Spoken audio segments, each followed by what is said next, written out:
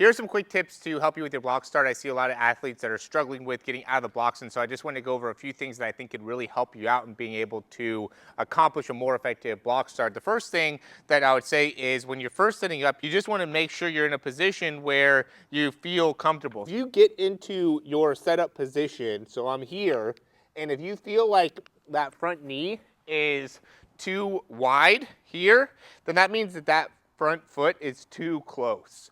So you just want to make sure that that front, first you got to set up the front one, so when you get into this position that you are able to get here comfortably with that knee right behind your foot. So you want to be here with this, not out to the side. If your foot is too close, now you're not going to be able to get a full push with that front foot, which is really the next tip that would be effective or helpful. Is the first action wants to be a push here and really a drive out of this leg. What I'll commonly see is a lot of people will get here and their first action will be they'll want to lift through here. Okay, we don't want to be lifting this, we want to be pushing with that front leg to really explode outwards there. So that wants to be I think something that could help you out is emphasize pushing out, okay? Another thing is going to be when you're coming out here, the emphasis doesn't want to be on keeping your spine down. It really wants to be getting your hips through. And so in order to get your hips through better, a lot of times you got to get your hips or your spine up more, okay? Because I know a lot of people, as they're getting out of their blocks, they'll try to stay down here. And the issue with that is now when I'm trying to cycle, I'm going to be lifting here to help me balance. Where if I can get my spine up more, now I can have more range to get my foot right up and through. I think the best way to be able to really differentiate it is that foot strike wants to be like a piston, like you're going straight up and straight down, not like you're cycling your leg. The cycle of the leg doesn't happen until later on into the race. When you're first starting, it wants to be up and down with your feet, the best that you can. And even though I'm going up and down, I'm still pushing forward, right? So it's push as my foot striking the ground, not cycle. That's a really important differentiation that you got to make in order to be good at the block start. Another thing is, as we're landing, we want to be landing as much with the heel up as possible, but we don't want to end up doing too much pull back with that first action. I've been seeing a lot lately is people are getting so caught up in trying to land with that heel up that their first step, they're really not covering any ground at all. They'll be really only getting to here. And maybe we'll be upright, but we need to be able to do a combination of getting out with that first step and also landing with that heel up. So another important thing is going to be as we're coming through, we want to be thinking about driving the knee almost inwards and the foot be slightly out to the side, so then when we land, we can land with the foot coming back and maybe even slightly out. A really bad problem that I see with people is they'll want to come around with their foot here, and what that means is that as their foot's coming off the ground, again, typically when we're getting set up, we want to have the knee and both knees really facing straight ahead, so now I can get my body to be going right down what would be the line here. And if I'm starting off with my knees wide already, then that's typically where I'm going to end up pushing. So you got to really, if anything, emphasize your feet or your knees going inwards as you're getting set up. So then as you get going, it's a lot more comfortable for you to be going forward. Now from there, once we get into the second step, what ends up being important is as we're coming through here, we're just not getting so far back with the hips that we land far back into the foot. Okay, so that second step is really important in that we need to keep our weight forward. What you can see in a lot of the data is that the people that are able to accelerate really well, what they're doing, especially in that second step, is they're landing with their foot really behind their center of mass. When you end up having a long foot contact time or you're not able to accelerate well, you land with your foot in front of your center of mass, right? So your center of mass is going to be slightly out in front of your hips. We don't want to be landing with our foot out in front of our hips. We want to be landing, if anything, with our foot behind our hips, so then I can continue to gain acceleration. If my foot's landing here, I'm pushing myself forward. I'm going to be falling forward. If I'm landing with my foot out in front of me, then I'm controlling, or I'm kind of pushing my weight back, right? I can feel myself falling backwards here. Where if I'm here, now my weight is automatically coming forward. And so in order to do that, we got to be able to get the knee to come straight forward. I'll face you. I want to be able to get the knee to come straight forward, and then as I'm striking the ground, I have to be striking the ground with my heel coming upwards or my toe going backwards, okay? I can't land with my foot being here like that in order to make it so then I can propel myself this way. I have to get my foot to be going like this to make it so then I can propel myself this way, and that's also what makes it so I can get the right shin angle. If I'm landing with my shin vertical, now I can't continue to accelerate. Now, what's important with that is we really want to be able to maintain a similar spine action. So as we got out, we talked about how our spine wants to be rising up.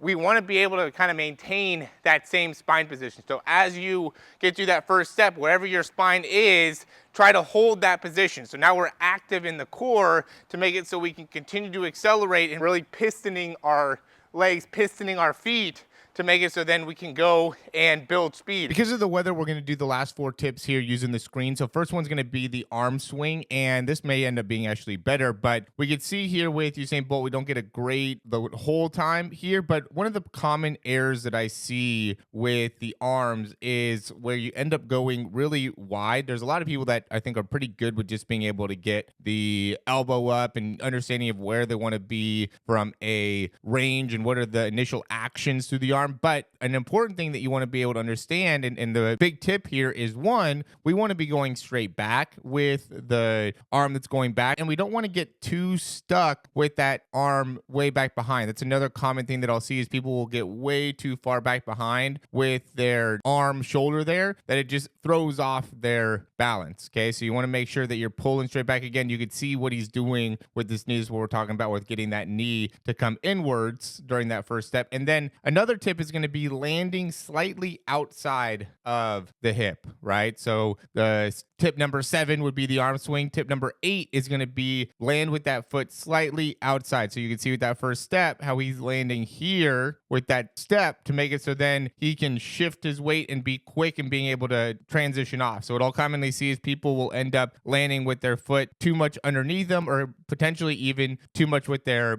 foot inside. It's not as common for their foot to be inside. Typically it's more just even, where you can see a lot of the best sprinters as they're going, that within their first few steps, they're really landing with their foot outside of their hip, right? We can see kind of a 90-degree angle there, and that foot is outside of his range. This one's not bad. Okay, it looks like he's a little bit outside with his foot as well, but that's another, I think, good tip to understand. We want to be aware of how much range we're covering within those first few steps, but we also want to be aware of where we're landing with our foot in comparison to the hip to make it so we can get a good ability to accelerate, right? So people that end up going too much just right on that straight line, what we find is that it takes them a lot longer to accelerate because the shin angles aren't as good. The shin angles end up being much more vertical, and also they'll end up spending a lot more time on the ground. Both of those things kind of go with each other. And so those are, I think, 2 good things to be able to understand. And then tip number 9 is just going to be how much distance you can cover within that first step, right? So we can see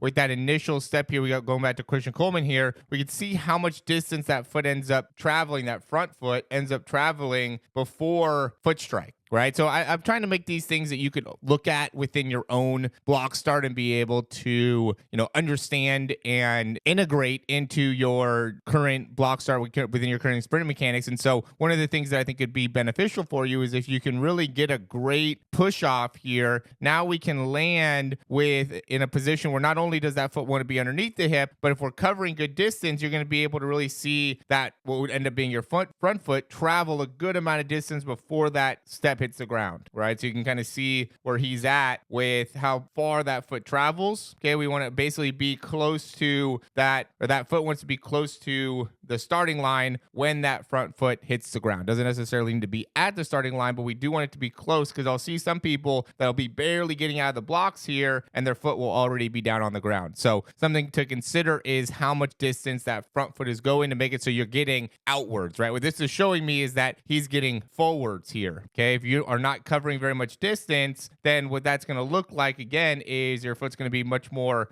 it's going to land a lot sooner before this foot starts covering distance this way. Typically, that's because you're lifting your foot too far back behind. And for number 10, we want to be able to look at the foot strike. So the big thing, and this is probably the hardest one to be able to fully grasp, but for a lot of people could probably be the most beneficial. And the idea is when you're landing with the foot, you want to be landing in a pronated position. So you want your foot to be flat, okay? And then as that foot lands, then we're going to go into what's considered like a supination position. So in order to make it so you could land in a spot where that heel ends up being up, you have to be able to land in a position where your foot is as flat as possible. And then as your foot hits, then it can go into what's considered supination. So your supination is going to be when your pinky toe ends up being lower than the big toe, right? So if you can picture this being my foot, I want to be landing as flat as possible, but with my toe being going back, this would be my heel. So my toe's going back, my heel's going to be up, but I want my foot to be flat so then I can absorb here, right? Similar to like a squat. When you're squatting, you want to be absorbing and having all your weight going kind of towards the outside part of your foot. You don't want to be squatting and letting all your weight go inwards or let your knee buckle in. That's going to make it so then you round in the back. You just don't get into good positions. The power position, and people that can squat well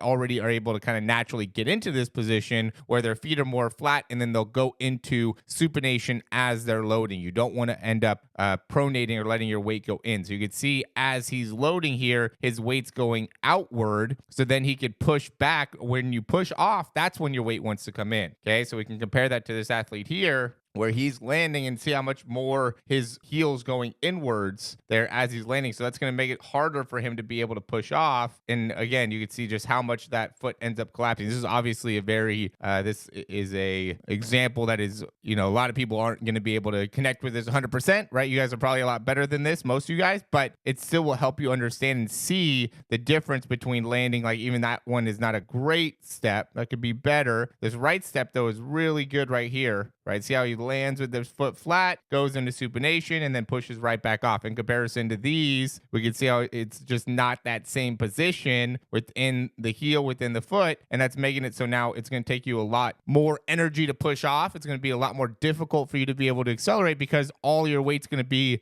further back. The more you already have momentum on the front part of the foot, right? So when he's landing here, he's going to have two things. I know you can't see this angle great, but he's going to have his shin facing more straight ahead, right? So he's going to have a steeper angle within the shin, and his body weight's going to be naturally more forward. Because if your heel is up, right, if you're standing and you just lift up your heel, your weight goes forward, okay? As opposed to when your heel's down, your weight's going to be more back. Okay, so when you're landing like this, you're going to naturally end up having more of a vertical shin, right? And also more of your weight's going to be back, so it's going to take you more energy to be able to accelerate. It's going to take you more time to be able to push off in comparison to landing with that heel up and then being able to push off from there. So it's just a very, I think, simple thing to be able to understand and conceptualize. It's a little bit more difficult and takes a little bit more time to be able to actually make the change or make the adjustment. But what you do, it can lead to some very, very big improvements within your start and within your ability to accelerate. And I know if you're watching this video about block starts, that's what you're trying to get. So as always, guys, thanks for watching. If you like the information, click that thumbs up down below, subscribe to the channel. If you have any questions, comments, or recommendations, you can leave those down below. We have a bunch of great options for people that are looking to improve their speed. Obviously, the big thing, I mean, you can check the description down below, but the big thing would just be getting the breakdowns, right? So what you do is you send a video to me, I'll break it down, I'll give you some feedback on what you need to do, some drills, some exercise, exercises, whether you're looking to get better at the 40, the 60-yard dash, the 100, the 200, whatever, we're going to be able to look and see where in your mechanics you can improve, what can improve, and therefore really get specific into what you need to be able to focus on to be able to get better. And that's really the big thing. Once you can really conceptualize, okay, this is a big thing that I can improve on. This is one thing I can really get better at. Get some drills, get some exercises, get some things you can do at home, and then be able to progress from there. You're going to start seeing those times go down immediately. I always tell people that you should see immediate improvement. If you're actually getting faster, if you're actually, improving on these things, especially if you're somebody that's running, high 11s or even in the 12s, you should see improvement right away, right? If you're lower 10s or high 9s, it might take a little bit more time, right? This is talking about the hundreds, right? So if you're getting sub 10 in the 100, it might take you a little bit more time to be able to see the improvement. But, even with that, I think you should be able to see some improvement within the speed right away when you're going from biomechanical inefficiencies into efficiencies. So, check out the link in the descriptions down below to be able to find out more about what we offer on that. Thanks again for watching. We'll talk to you soon.